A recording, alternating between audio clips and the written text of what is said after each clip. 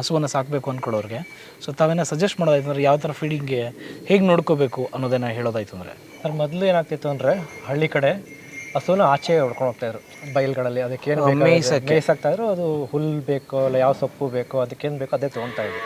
But ಈಗ 99% ಆ option ಯಾರಿಗೂ ಇಲ್ಲ. ಕರೆಕ್ಟ್. ಎಲ್ಲ ಸ್ಟಾಲ್ ಫೀಡಿಂಗೇ ಜಾಸ್ತಿ. ಬಟ್ ಸ್ಟಾಲ್ ಫೀಡಿಂಗ್ ಮಾಡಿದ್ರು ಇವಾಗ ನಮ್ಮದು ಅಲ್ಲಿ ಒಳ್ಳೆ ಫೀಡ್ ಮಾಡ್ತೀವಿ, ಆಚೆ ಬಿಟ್ಬಿಡ್ತೀವಿ. ಫೀಡ್ ಮಾಡ್ಬೇಕಾದ್ರೆ ಮಾತ್ರ ಒಂದು 2 hours ಅದನ್ನು ಕ್ಲೋಸ್ ಮಾಡ್ತೀವಿ, ಆಮೇಲೆ ಆಚೆ ಬಿಟ್ಬಿಡ್ತೀವಿ.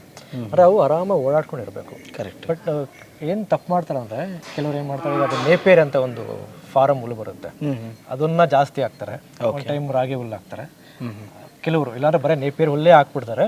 ಮತ್ತು ಇನ್ನೂ ಕಮರ್ಷಿಯಲ್ ಮೈಂಡ್ ಏನು ಮಾಡ್ತಾರೆ, ಹಾಲು ಕೊಡೋದಕ್ಕೆ ಮಾತ್ರ ಈ ನ್ಯೂಟ್ರಿಷನ್ ಕೊಡ್ತಾರೆ. ಅದಕ್ಕೆ ಅದು ತಪ್ಪು. ಇಲ್ಲಿ ನಮ್ಮ ಗೋಷ್ಠಿ ನಾವು ಯಾವ ಥರ ಪ್ರಾಕ್ಟೀಸ್ ಮಾಡಿದ್ದೀವಿ ಅಂದರೆ, ಒಂದು ಜೋಳದ ಕಡ್ಡಿ ಇಲ್ಲ ನೇಪಿಯರ್ ಹುಲ್ಲು, ಹಸಿ ಮೇವು ಅದೊಂದು ಹಾಕ್ತೀವಿ. ಅದು ಬಿಟ್ಟರೆ ಇದು ಸೈಲೇಜ್ ಅಂತ ಬರುತ್ತೆ. ಸೈಲೇಜ್ ಮಾಡೋದ್ರಿಂದ ಅದ್ರಲ್ಲಿ ಜಾಸ್ತಿ ಪ್ರೋಟೀನ್ ಇರುತ್ತೆ.